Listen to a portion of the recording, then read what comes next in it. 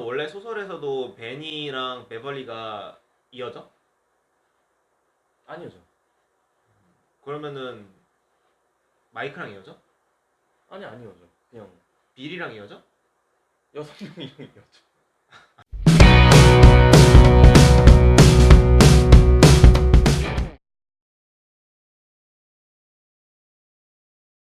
영화 좋아하는 주의입니다. 오늘 저희가 할 영화는요. 스티븐 킹 원작 소설. 그 감독은 잘 모르겠어요. 그거 두 번째 이야기입니다. 그 스티븐 킹의 작품 중에서 영화화된 게 굉장히 많아요. 대표적인 게 이제 샤이닝이 있고, 캐리가 있고, 미저리, 미스트, 그리고 it이 있죠. 사실 이 중에서는 TV 영화로도 만들어졌는데 극장 영화로도 각색이 된 게 꽤 있거든요. 캐리 같은 경우에는 리메이크가 됐었고요. 미스트나 그리고 그것 같은 경우에는 TV 영화판. 그렇죠. TV 영화판으로 있었어요. 그것 같은 경우에는 이제 TV 영화판 이름이 피에티에로.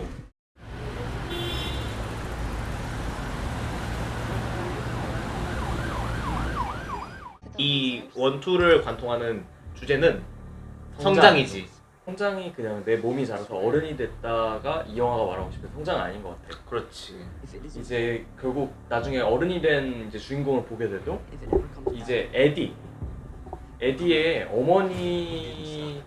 에디는 어머니한테 굉장히 시달리는 인물이었는데 이제 챕터 2에서는 똑같은 아내를 만나서 똑같이 살고 있고. 베벌리 같은 경우에는 이제 아버지랑 남편 둘 다가 베벌리를 모두 정신적으로나 신체적으로나 학대하는 그런 씬이 많이 나오기도 했지. 결국 이제 몸은 컸지만 정신은 그대로였던 주인공들이 다시 이제 이 영화 과정을 통해서 성장하는 것이 이 영화를 관통하는 주제인 것 같다는 그렇지. 생각을 했어. 그 성장을 한다는 주제를 관통하는 요소는 페니와이즈다. 페니와이즈다. 그렇지. 그리고 그 어린 시절의 트라우마를 상징하는 존재이기도 하지. 그래서 근데 이 영화가 아무래도 굉장히 이제 재밌고 CG나 이런 것들이 참신하긴 한데 좀 그만큼 한계도 많이 있는 것 같아. 영화는 내가 보기에 총 3단계로 나눌 수가 있는데 첫 번째는 이제 아이들이 모이는 재결합, 두 번째가 이제 페니와이즈를 퇴치하기 위한 아티팩트를 찾는 과정, 나머지가 이제 아티팩트를 찾아서 페니와이즈를 퇴치하고 트라우마를 극복하는 과정, 이렇게 3개로 나눌 수가 있는 것 같아.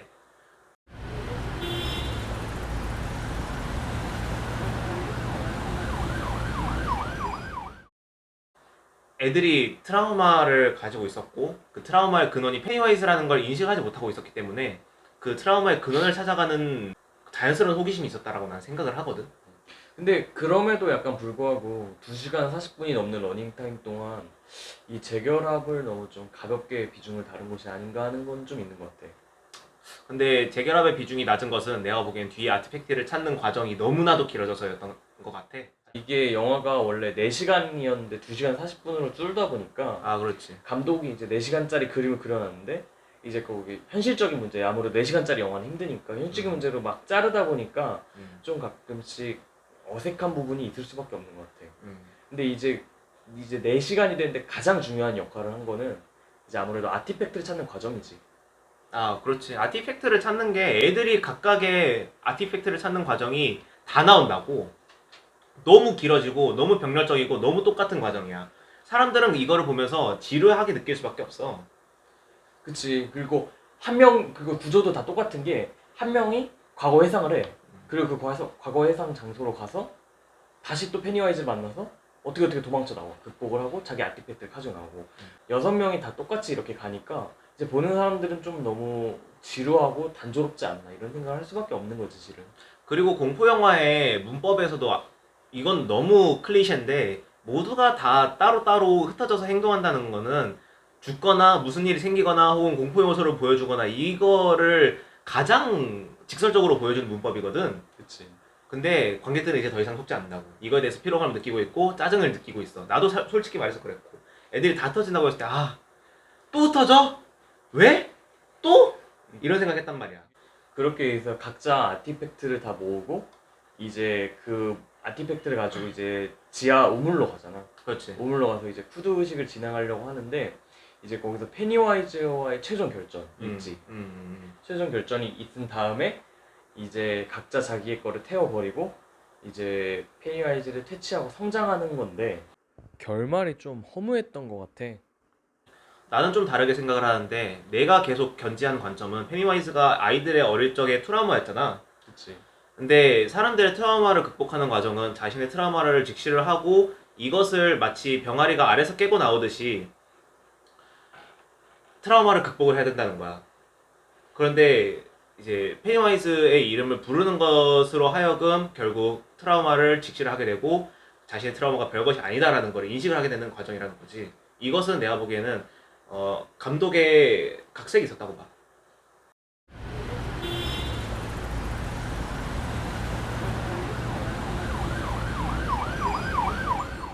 챕터 2는 아무래도 원에 비해서 좀 임팩트가 많이 약한 느낌은 있는 것 같아. 그렇지. 왜냐면은 원 같은 경우에는 조지가 그 오른쪽 팔에 막 떨어져가지고 막 이렇게 막 보동보동 하잖아.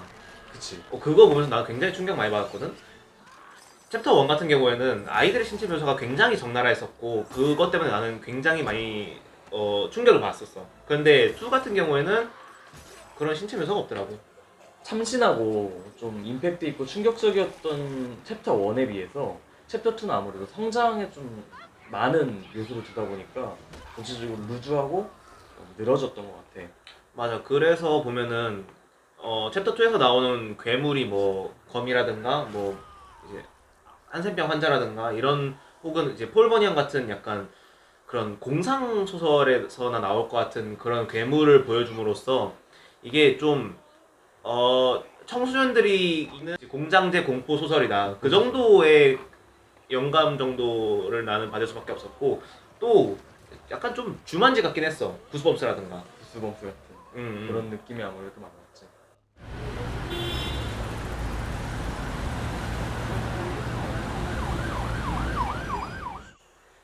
이 영화를 이제 말할 때는 시리즈물로서의 영화의 가치에 대해서 꼭 얘기해야 될 것 같아. 음. 시리즈물이라 하면 이제 원이 이제 굉장히 흥행을 한 경우에 보통 이제 그 속편을 제작하는데 이건 아예 처음부터 2편으로 기획됐던 거야. 그렇지. 맞아. 소설을 이제 두 편으로 이제 기획해서 나눴던 건데 이제 시리즈물이라 하면 보통 원에서는 그 참신한 소재를 가지고 보통 흥행을 하지만 2에서는 참신하지 않으니까 소재가 맞아. 보통 2부터 3부터 망하는 경우가 많단 말이야. 원래 영화라는 게 시리즈물도 그렇고 각 영화도 그렇지만 시리즈물에서도 기승전결이 있어야 되고 각 영화에서도 기승전결이 있어야 되잖아. 그런데 내가 보기에 이 영화는 둘 다 잡으려고 했다가 실패했다.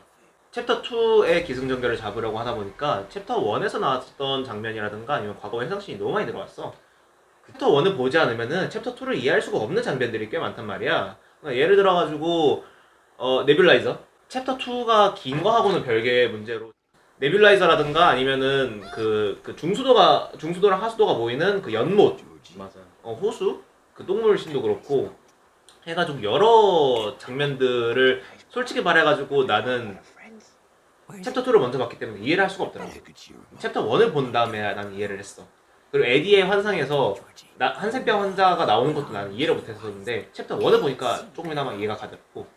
그러니까 이게 챕터 1이 너무 흥행을 했다 보니까 챕터 1을 본 사람들 너네 다 와서 봐 이런 느낌인데 그렇게 너무 시리즈물로서의 초점 맞추다 보니까 챕터 2에서 그러니까 자체 영화로서의 좀 가치는 많이 떨어진 것 같아.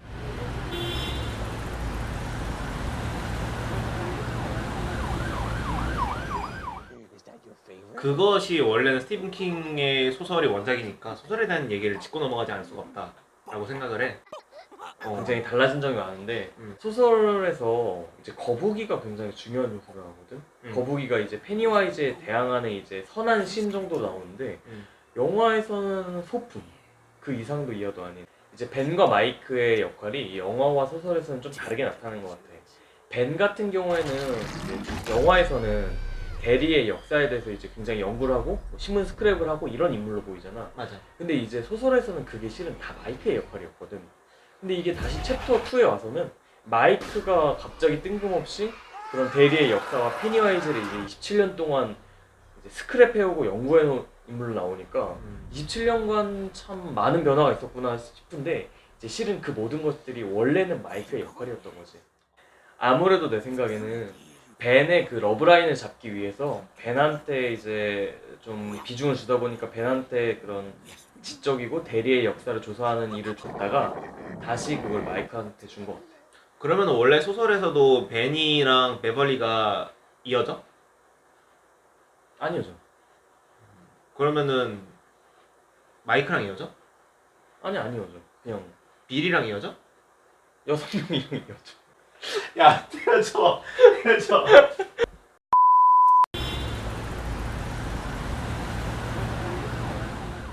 이 영화에서 호러 요소도 좀 얘기해보면 좋을 것 같아.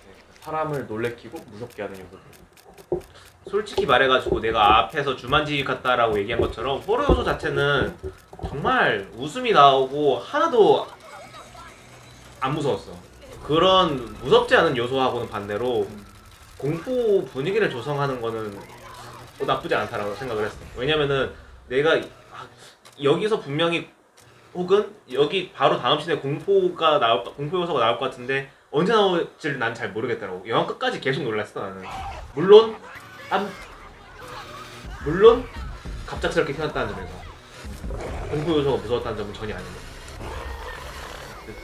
점프 스퀘어가 주된 공포를 자아내는 요소였는데 나 같은 경우에는 좀 아쉬웠던 게 모든 점프 스퀘어가 같은 템포였어.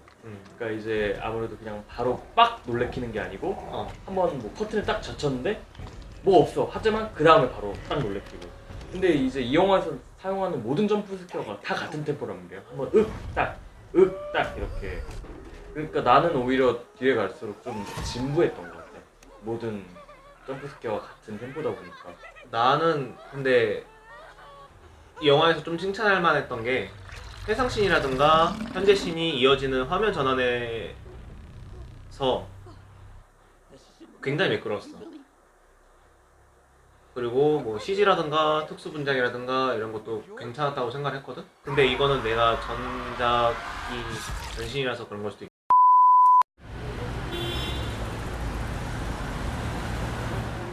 나는 이제 원작을 알아야만 더 재밌게 볼 수 있는 영화.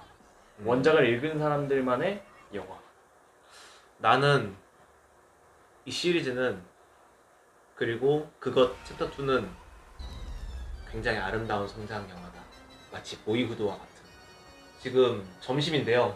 뭐 어쨌거나 저쨌거나 영화 좋아하는 주임이었습니다. 감사합니다.